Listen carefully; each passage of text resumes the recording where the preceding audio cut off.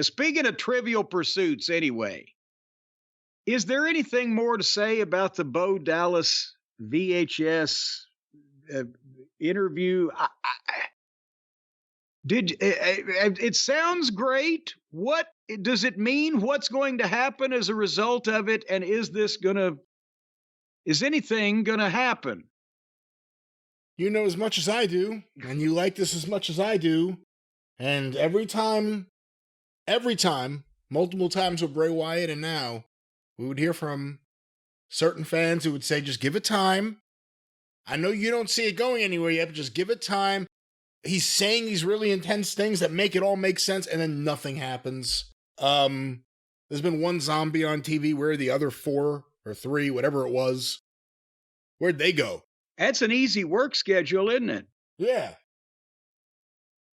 I just, I hate this stuff. I hate it. What is it going to lead to? Is it leading to a bowl? Is it leading to, I wish it led to a bowl right now. I could use a bowl right outside. Is it leading to a Bo Dallas run? Like a push?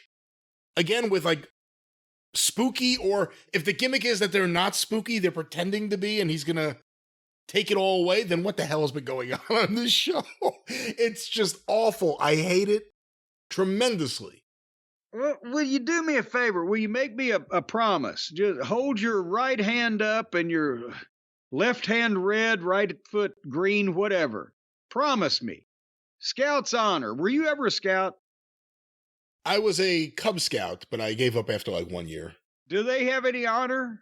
Are you too young to lie then, or do they have to take an oath? I can't speak for the rest of my den, but I think I was a pretty honorable scout, yes. Well, then, okay, then promise me Scout's honor. As soon as they make any of this clear, you will be here on the program to explain it to me. What the hell is that? You mean I have to watch it, but you don't? No, I mean, whether I'm watching it or not, I don't understand it. And I'm not going to understand it when they make it all clear. So when they make it all clear, then I want you to explain it to me. So I have to understand it to explain it to you so you understand it? Yes. How is that going to happen? Once they make it all clear. They're never going to make it all clear. They never make it all clear. Well, people say they're going to make it all clear.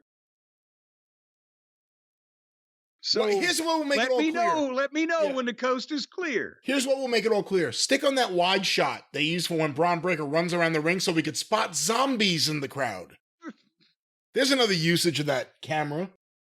You know, are they going for the zombie demographic to the point where if they get like 12% of the crowd as zombies, they'll put brains on the concession stand menu? I don't know, but again, it goes to the whole idea. If Bo Dallas is, this great talker, and I'm not saying he isn't or anything, I just don't care enough to pay attention to this stuff. I mean, this would be complete dreck in an entirely different way if it was anybody else doing it. He's doing a good job of doing whatever the fuck it is he's doing.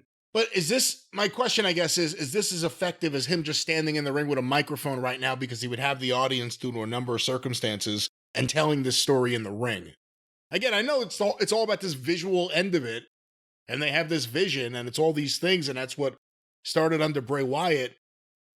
But that's the thing that drives it away from being wrestling. And again, it was right after the CM Punk segment, a wrestling segment followed by Friday the 13th, and then back to wrestling. If it's why is Chad Gable the only person on the show who has a problem with this?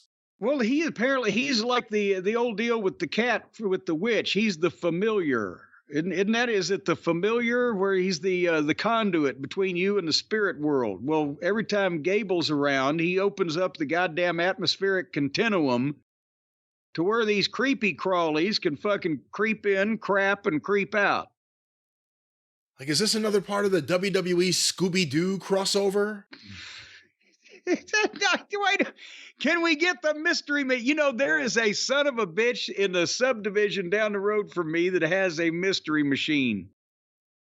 Really? Over on the other side of it's at a goddamn, not even past the subdivision, but it wouldn't make any sense to you anyway, but it's outside a goddamn paint and body and car apparatus. This description is a mystery. Well, they work with cars and work on cars and deal with various automotive means of transport. And there's a mystery machine, or at least it has been.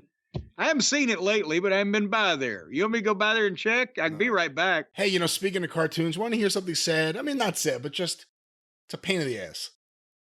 I've gotten my son, who's about to turn 3, into Underdog, who's airing on Me TV Tunes. The problem is, Underdog's on for like the first 2 minutes, and then it's nonstop everything else, and then finally back to Underdog at the end. Not enough Underdog. Oh, is that the end of the story? That's the end of the story. I was trying to. I thought you were going to say, so to make sure there was more Underdog, I purchased a DVD collection of nothing but Underdog to feed my child's hunger. No, for the Underdog. There's no Blu-ray. If there was a Blu-ray, I'd purchase the Blu-ray. I have the DVD set, I think, from years ago at Sony, because we were the distributors. Well, then just break down and play a DVD. Yeah, I want a Blu-ray. Whatever. You format snob, you. Oh, listen to who's talking, Mr. V8. Beta is best. Well, it was. But anyway, you want your son to have the entertainment, because you know what they say.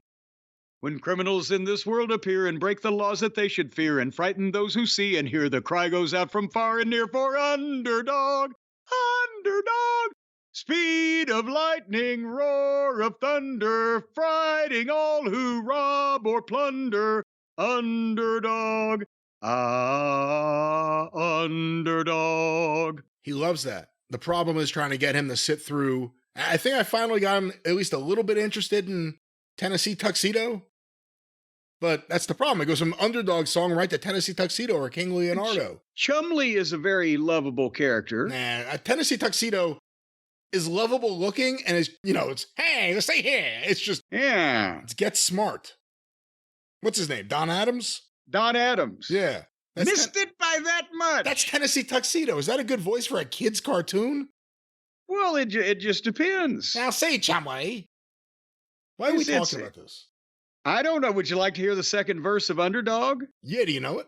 When in this world the headlines read of those whose hearts are filled with greed and something, oh my shit, I write this wrong, with lightning speed comes Underdog.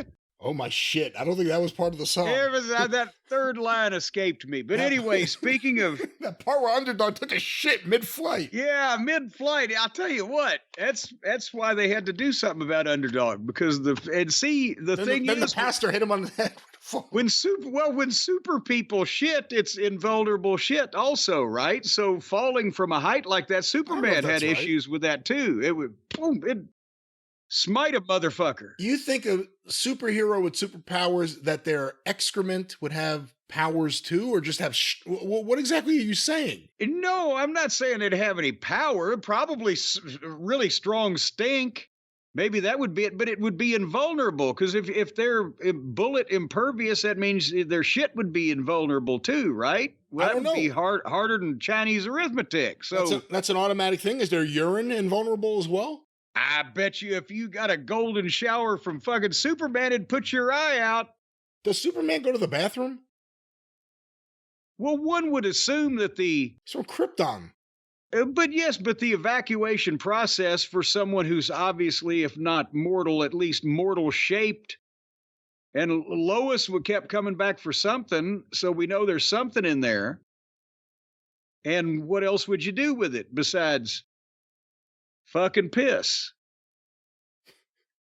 So you're thinking like a human, though. He's not a human. He's from Krypton. And plus, you've seen Superman eat in the various I've seen Clark comic Kent books. And okay, that's true. Well, it'd be the same fucking thing. And so therefore it's got to go somewhere. What does Batman do if mid-crime he has to go to the bathroom? Oh, he just has Robin fill in for him, doesn't he? Until Batman could he could go right there also, though, because he's wearing dark colors. Do you think Batman needs Robin, or can Batman exist without Robin for you? No, I think Batman needs Robin just as to have the weakness, like the babyface manager. And that way they can get heat on the babyface manager and Batman can come to the rescue. What do you think of Jack Kirby's stuff at DC? It wasn't the same for me. And the New Gods thing, I still have like probably 16 copies of New Gods #1 because it was supposed to be this fucking giant goddamn success. But it wasn't the same to you in terms of the characters created, or yeah, he was. It was like an NWA guy going to the WWF, and it just didn't seem like it fit for me. You know, it was. The Marvel Universe was Kirby and Ditko and Bears. Oh my. Who do you think deserves the credit for Spider-Man, Ditko or Stan Lee? Well, now we've gone over that. Stan may have been a little bit of a braggart. There's been lots of contradicting testimony. I don't want to slander a legend who's recently gone on to his great reward after being apparently manipulated by his close family for years. So let's just say that a lot of the people that also created stuff there said Stan didn't have a lot to do with it. Who do you think had more women, Stan Lee or Stan Lane? That's not a contest. And even you don't know that. Stan Lee may have been a real cocksmith on the Upper West Side. No, for heaven's sake. Are you out of your mind? Stan Lane will live to be 98 or whatever Stan Lee was. So, well, I guess he's done now. He's married. So I don't want anything like that to get around. But still, I think his total probably approaches Wilt Chamberlain's. In the 80s, because of your background, like as a kid who liked comics and collected comics, but you really weren't in the same place in the 80s as things were happening. But did you ever check out anything happening in independent comics? Like when Eastman and Laird created Teenage Mutant Ninja Turtles before they became like commercialized and everything. Had you heard about it or anything? No, I'm like, what? They're turtles and they do what? Kung Fu? Once that I got him, and people talk about the wrestling bubble now.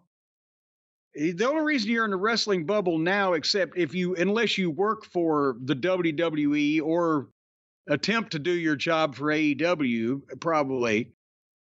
The bubble back then was every day of your life, from anywhere from 9 o'clock in the morning till noon, you're in a car or a plane until fucking midnight that night, 6 and 7 days a week.